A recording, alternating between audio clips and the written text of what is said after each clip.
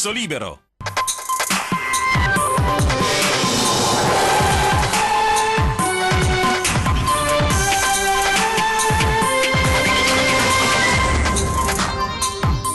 Quattro persone ferite nell'esplosione di un furgoncino per la vendita di panini sul piazzale di un centro commerciale di Marghera. 2 sono ricoverati in gravi condizioni, lo scoppio causato dalla bombola di gas. Candidature in calo, fare il sindaco è sempre più difficile e persino rischioso dal punto di vista civile e penale. Il presidente di ANCI Veneto Maria Rosa Pavanello va rivisto il reato di abuso d'ufficio. 2 guasti alla linea elettrica causano un blackout a Burano, a Torcello e a Mazzorbo. I vigili del fuoco e i tecnici Enel al lavoro tutta la notte per ripristinare l'energia elettrica. Meno di 48 ore all'attesa apertura del primo tratto di Pedemontana Veneta a Breganza. Lunedì mattina assieme a Zaia e anche Salvini, Antena 3 seguirà l'evento in diretta con un'edizione straordinaria. A Tessera, manifestazione di protesta sulle strisce pedonali lungo la Triestina, una strada pericolosa sulla quale i residenti chiedono da tempo si intervenga. Il bimbo ha fretta di nascere, partono nel parcheggio dell'ospedale di Chioggia per una mamma assistita dall'equipe medica del nosocomio. Mamma e bimbo stanno bene. Ieri sera grande folla per il corteo storico, presentazione degli equipaggi che hanno partecipato alla 64esima edizione del Palio delle Antiche Repubbliche Marinare. Buonasera e ben ritrovati con le notizie da Venezia e provincia. Dunque lo avete sentito dai titoli, in primo piano quanto accaduto nella tarda mattinata di oggi nel piazzale di un centro commerciale di Marghera, dove un furgone per la vendita di panini è esploso causando il ferimento di 4 persone, 2 di queste si trovano in gravi condizioni. Un'esplosione improvvisa, violenta, terribile, oltretutto avvenuta proprio attorno all'ora di pranzo, quando il furgoncino che vendeva panini sul piazzale di un centro commerciale di Marghera era in piena attività. Sul piazzale rimangono solo le carcasse del furgone e di una moto. 4 persone sono ricoverate in ospedale. C'erano degli avventori e sono state coinvolte 4 persone che adesso sono tutte all'ospedale. Il titolare e la compagna, un avventore da quel che ho capito che stava pagando e poi una ragazza che in questo momento non so il suo ruolo. E 2 da quel che ne so io, però torno a ripetere, io ho operato qui sul posto, sono medie e una è un po' più grave. Questo significato sarà da verificare poi all'ospedale dai medici. Le 2 ferite più gravi sono 2 donne sui 40 anni che al momento dell'esplosione erano sedute davanti al furgoncino a consumare l'ordinazione. Ricoverate a Mestre, saranno presto trasferiti ai centri ustionati di Padova o Verona. Le loro condizioni sono serie, ma nessuna sarebbe in pericolo di vita. Ferito, come detto, anche il titolare ed una 4ª persona in maniera più lieve, sbalzata dall'onda d'urto dell'esplosione. C'è una bombola esplosa, quindi è stata quella che ha fatto la deflagrazione e l'abbiamo trovata a una 50 di metri. Però adesso insomma il meccanismo da dove è partito e l'evolversi faremo delle valutazioni graduali in base anche a quello che troviamo sotto. Adesso deve vedere il tubo, il cavo, come hanno riempite, tutta una serie di fattori tecnici che in questo momento è solo da mettere in sicurezza. Paura ieri sera a Cavarzere per una mamma di 47 anni e le sue 2 figlie piccole, aggredite da 2 cani sfuggiti alla padrona. Gli animali hanno morso mamma e bambina a braccia e volto. Le 3 sono ora ricoverate in ospedale perché dovranno essere sottoposte a diversi interventi chirurgici. Alla donna è stata asportata una falange, mentre le 2 bambine dovranno essere operate, interventi di chirurgia plastica per delle profonde ferite al volto, indagano i carabinieri. I carabinieri di Milano hanno arrestato un cittadino nigeriano di 23 anni per droga dopo averlo trovato in possesso di oltre 1 etto di eroina. Il giovane, colto da malore, era stato ricoverato in coma all'ospedale di Milano perché aveva nello stomaco degli ovuli. I sanitari hanno estratto un totale di 10 involucri di eroina, quindi una volta dimesso dal nosocomio i militari lo hanno arrestato. Politica adesso, fare il sindaco è sempre più difficile e persino rischioso dal punto di vista civile e penale. Non è un caso che le candidature siano in calo.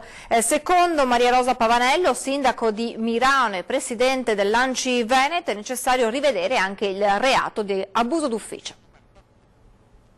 Io credo che si rischi sempre più di avere comuni con un unico candidato, anche senza candidati, cioè è un rischio che anche per le prossime elezioni aumentino questi fenomeni. Ecco. Se il cosiddetto partito dell'astensionismo ha raggiunto in Italia la maggioranza relativa, il dato che si nota ultimamente in Veneto è che all'astensione degli elettori in alcuni casi si è ora sommata anche l'astensione degli aspiranti eletti.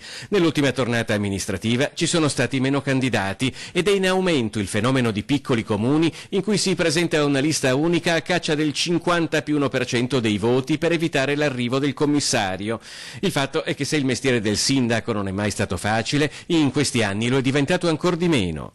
Oggi più che mai è molto difficile fare l'amministratore perché ci sono delle enormi responsabilità e per ogni singolo atto ci sono connessi dei rischi davvero troppo elevati, su questo non sono l'unica a dirlo, e quindi c'è anche una concentrazione di responsabilità in capo al sindaco. Qualsiasi cosa che non va poi è una responsabilità del sindaco, che va sia da una responsabilità di opinione pubblica ma poi si tramuta in responsabilità erariale, civile e penale. Ci sono sindaci che non firmano niente per paura di essere indagati, ha detto Matteo Salvini, paventando l'abolizione del reato di abuso d'ufficio, un'uscita poco gradita all'alleato di governo. Di Maio aveva risposto a stretto giro: il prossimo passo quale sarà? Che per evitare di far dimettere un sottosegretario togliamo il reato di corruzione? Per Maria Rosa Pavanello la questione è molto complessa e deve comunque essere affrontata. Il nostro ministro interviene su tutto e quindi a volte certi interventi rischiano di essere banalizzati. Questo secondo me invece ha posto un tema molto serio, lo ha posto in forma semplificata, però ha posto un tema molto serio, davvero. Insomma, l'abuso d'ufficio si rischia per delle stupidaggini, perché poi si viene assolti, questo è il tema, però nel frattempo si è rovinata comunque una vita di una persona che si è messa a disposizione della comunità e della sua famiglia e magari anche del suo lavoro. E a proposito di sindaci, entra nel vivo la campagna elettorale nei 2 comuni della città metropolitana di Venezia al voto per il ballottaggio del 9 giugno. A Spinea oggi è stato annunciato l'apparentamento tra Emanuele Di Tadi e Massimo De Pieri. A Spinea, Massimo De Pieri sosterrà Emanuele Di Tadi al ballottaggio del 9 giugno. Al giro di boa delle 2 settimane di tempi supplementari necessari per eleggere il nuovo sindaco, De Pieri, candidato al primo turno con Polo Civico, ha annunciato il proprio appoggio al vice sindaco uscente, già sostenuto da diverse liste civiche e dal Partito Democratico. Abbiamo fatto un'analisi attenta di quello che è stato il risultato del primo turno. E il risultato ha evidenziato come i cittadini hanno privilegiato con 1200 voti il fronte civico, quindi la nostra coalizione. Quindi il risultato è stato proprio molto semplice, andiamo a rafforzare il fronte civico. Dal punto di vista programmatico, quali sono i terreni comuni?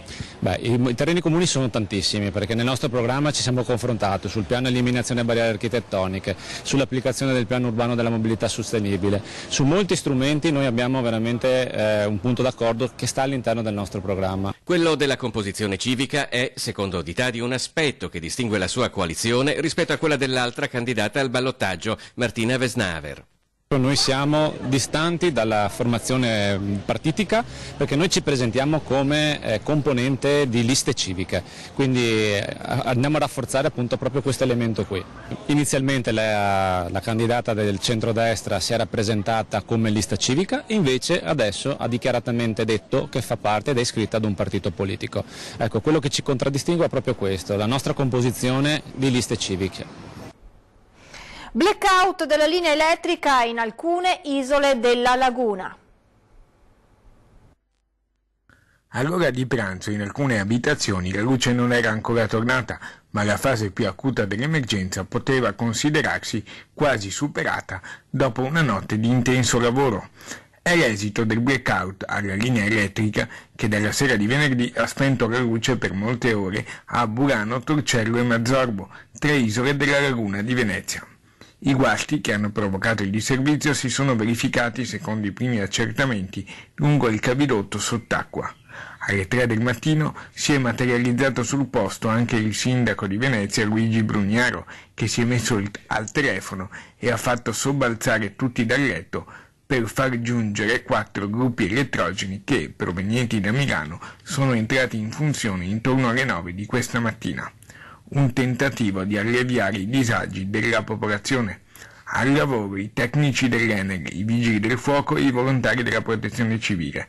Da Cafarsetti hanno informato che la protezione civile di Burano è aperta e operativa per i cittadini, sia per avere informazioni che per fornire generi di conforto.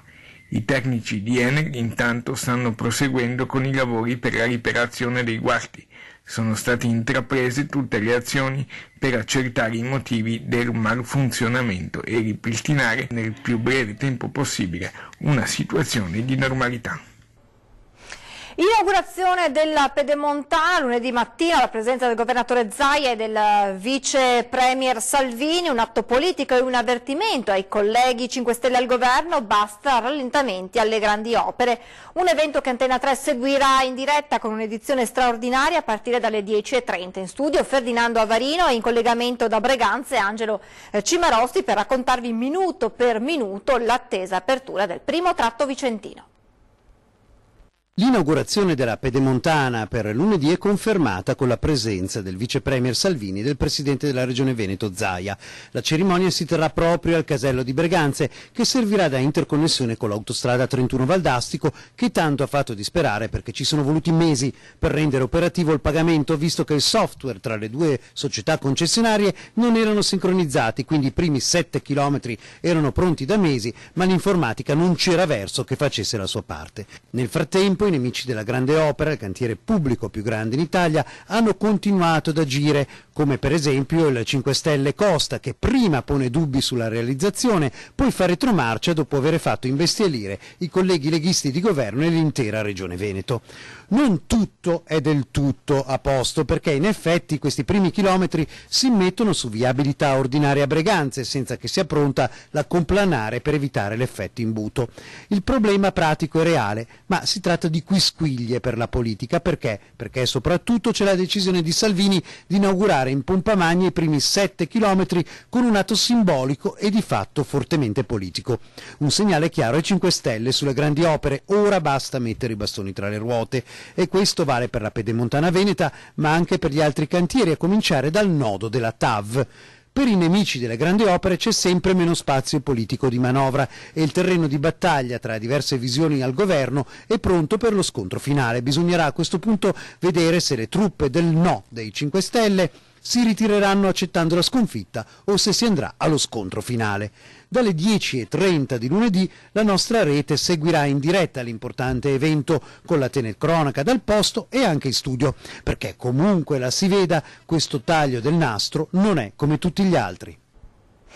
A Tessera, singolare manifestazione di protesta sulle strisce pedonali lungo la Triestina, una strada trafficatissima e pericolosa sulla quale i residenti chiedono invano da tempo che si intervenga con rotonde, semafori a chiamata e dissuasori. Quanti automobili passano? 1000 circa. Tantissimi. Sono tantissime, basta guardare. Tutto il giorno, ma non passano solo macchine, passano navette, bisarche, quelle portaauto, perché qui ci sono 20 concessionari di venditori di auto. Il traffico a Tessera è un problema con cui bisogna fare i conti tutti i giorni, ma per diversi residenti la misura è colma. Per protesta hanno attraversato ripetutamente alcune strisce pedonali della Triestina fino all'incrocio con via Orlando e via Bazzera, una marcia per la sicurezza stradale in un'area in cui più del 60% dei passaggi è diretto o in arrivo dall'aeroporto Marco Polo, tra i primi scali italiani e in continua espansione. Abito in via Triestina e mi passa tutti i mezzi pesanti e vado in bicicletta tutti i giorni da Tessera a Favaro. È pericoloso? Pericolosissimo. Servirebbero dei dissuasori di velocità, la pista ciclabile, vari interventi per mettere in sicurezza la zona. È 40 anni che chiediamo una sicurezza. Non ho visto nessuno, né il nostro sindaco Novo, né a Lega, né 5 Stelle, nessuno. E ora... Quando mio figlio attraversa la strada ho molta paura del traffico, ho molta paura dei semafori che non ci sono, le macchine corrono, C'era un autovelox che molti anni fa è stato danneggiato da un incidente, non è stato ancora ripristinato, e quello serviva perché l'italiano purtroppo capisce solo quando prende la multina.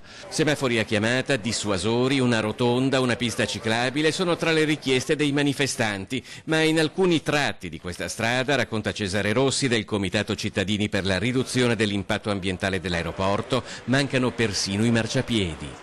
C'è un sacco di gente che va in aeroporto a piedi per risparmiare gli 8 euro, perché da questa fermata qua alla fermata dell'aeroporto si pagano 8 euro. Quindi la gente adesso su internet, i turisti sanno che per non pagare 8 euro conviene fare 200 metri a piedi. Però i primi 100 metri sono sul ciglio della strada del fossato. Quei trolley, quel pezzo lì è pericolosissimo. Una donna di 30 anni questa notte ha partorito il suo terzo figlio nel parcheggio dell'ospedale di Chioggia. Sia la neomamma che il bambino stanno bene e rimarranno nel nosocomio ancora qualche giorno. La donna, non residente a Chioggia, ieri sera ha cominciato a sentirsi male e con il marito ha deciso di rivolgersi all'ospedale Clodiense, ma una volta giunti nel parcheggio il bambino aveva troppa fretta di nascere, così il padre ha preferito accorciare i tempi e ha chiesto l'intervento dei medici del pronto soccorso direttamente nel parcheggio. Un'equipe è accorsa in un battibaleno accompagnando il parto, che è avvenuto alle ore 23:37 senza nessun problema per mamma e bimbo. Ci fermiamo adesso per una brevissima pausa pubblicitaria, tra poco.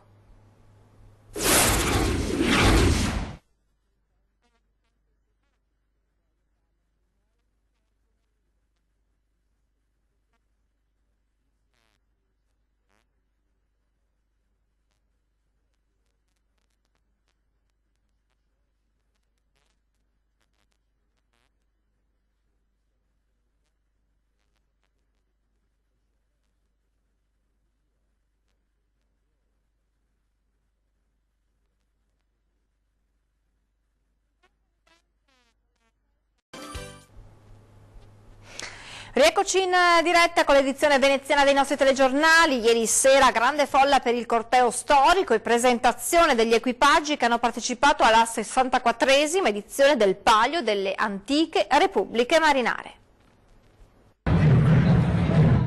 Ieri sera il corteo storico che da San Marco ha raggiunto il Sestiere di Castello, uno dei luoghi più caratteristici e popolari di Venezia. Qui, passando attraverso un bagno di folla, si è svolta la presentazione di tutti e 4 gli equipaggi di Pisa, Genova, Amalfi e Venezia. È toccato ad Amalfi, vincitrice lo scorso anno, l'onore di aprire il corteo storico e al nostro galeone verde lagunare il compito di fare gli onori di casa. Palio delle Antiche Repubbliche Marinare e Festa della Sensa. In laguna, baciato finalmente da uno splendido sole, va in scena un fine settimana legato a storia e vecchie tradizioni. Ai magnifici 8 veneziani, insieme a tutto lo staff e alle riserve, è stato dato l'onore di salire sul palco. Per Venezia con Galeone Verde, con la polena del Leone ovviamente, Gerardo Gamba, ragazzi ci siete? Forza! Davide Stefanile, Luca Chiumento, Isoken Obayabona, spero di averlo detto giusto, Mattia Colombi, Jacopo Colombi, Daniele Vania, Pietro Cangialosi, Sebastiano Carrettin, Tommaso Santi, Carlo Alberto Zago, Tommaso Bianello, Nicola Zorzetto, il nostro timoniere nonché allenatore Stefano Morosinato. Dopo la sfilata degli equipaggi è seguito un rinfresco offerto a tutti i presenti e la musica dal vivo, con il concerto dei Battisto Coco. Una cosa importante è che in questo equipaggio, mai come quest'anno, abbiamo creato anche quello che è il lavoro per la continuità. Pensate che in mezzo a loro ci sono 3 che affronteranno gli esami di maturità. Al di là del risultato finale c'è sempre spazio per un bel incitamento. E a proposito di tradizioni, si rinnova a Venezia la tradizionale festa della Sensa, antica celebrazione della Repubblica di Venezia in occasione del giorno dell'Ascensione di Cristo. Una festa che prevede il rito dello sposalizio del mare e commemora anche la vittoria in Dalmazia che nell'anno 1000 diede via all'espansione veneziana nell'Adriatico. Ce ne parla l'esperto di tradizioni veneziane Sandro Brandolisio. La festa della Sensa nasce da una vittoria dei veneziani, ancora quasi a origini, e siccome i veneziani si abituai a ricamare un pochettino quanto da sta vittoria, appoggiai anche dal mar, diciamo così, da benevolenza del mar, e i veneziani ricamassero una bella storia. E sta storia coinvolge chi? Coinvolge San Nicola che è il protettore dei marinai, coinvolge San Giorgio che è Coppa il Drago, quindi è il demonio, coinvolge San Marco che è il protettore di Venezia. E San Marco che ha fatto avere al doge l'aneo, e sto doge ogni anno in gratitudine al mar buttava sto aneo in acqua. Adesso l'aneo lo butta il sindaco, chiaramente, che è la massima autorità dello Stato, di Venezia. Lo butta in acqua appunto in segno di gratitudine. E questo aneo viene buttato dove? Viene buttato ai bocche e porte di San Nicoletto, guarda, fatalità vicino a dove chi ha costruito il Mose, ma chissà se il doge lo sapeva che a volta. E la festa della Sensa è una festa itinerante, nel senso che arriva 40 giorni dopo Pasqua, quindi non ha un giorno fisso suo, e a Seigada a domenica 40 giorni dopo Pasqua, tanto che i veneziani una volta e i vecchi una volta diceva: nel giorno della sensa dell'inverno siamo senza, ma se piove o tira vento dell'inverno siamo drento. Adesso, tutta quanta piove che sta, porca miseria, speriamo di essere fuori. E allora speriamo davvero che l'estate sia iniziata, ce lo diranno le previsioni del tempo. È tutto per questa edizione veneziana, grazie per l'attenzione, arrivederci.